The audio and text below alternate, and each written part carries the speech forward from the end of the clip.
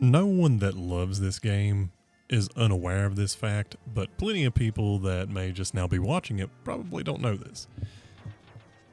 Illusion of Gaia was made by a company called Quintet. They made several really sort of super popular games from way back in the Super Nintendo era.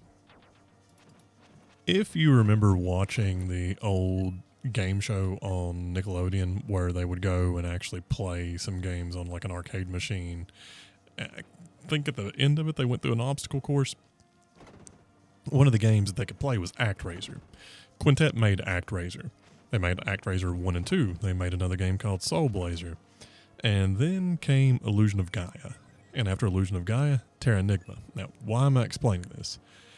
The thing that Quintet did that was actually kind of interesting, while none of these games, other than the ones that were directly named, were actually sequels from each other, they actually have elements and nods back to the other ones. They're referred to as Easter eggs, but the thing is, if you really get to digging into these games, it seems like they're a little bit more than just Easter eggs. The example of that, during Illusion of Gaia, you can go through and collect these other little gems that you trade to this dude that calls himself Gem Trader. And as you give them to him, you get power-ups. There's all sorts of cool, fun things you get. When you give him the very last one, it actually opens up an optional dungeon. And the boss of that optional dungeon is the boss to Soul Blazer.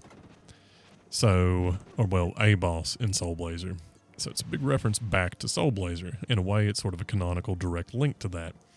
Well, when you go on to Terranigma, the helpful entity in this, Gaia, the thing in the Dark Zone, is at least seemingly the main villain of that game. And there's some things that may make you think that these are actually linked together. Like, it really does seem as if these are really meant to be spiritual sequels to one another, regardless of whether the developers actually acknowledge that or not. And it could just be that they liked maintaining certain themes from game to game. And cool, whatever. Either way, it has actually created a little bit of lore where people functionally treat Soul Blazer as the prequel to this game. And of course, the prequels to Soul Blazer is ActRaiser 1 and 2, and then the sequel to this game would be considered Terranigma. Interestingly, they actually do improve on each other. As they go through, you can see the developers getting better and better. And it's a shame that these games have been sort of lost to time.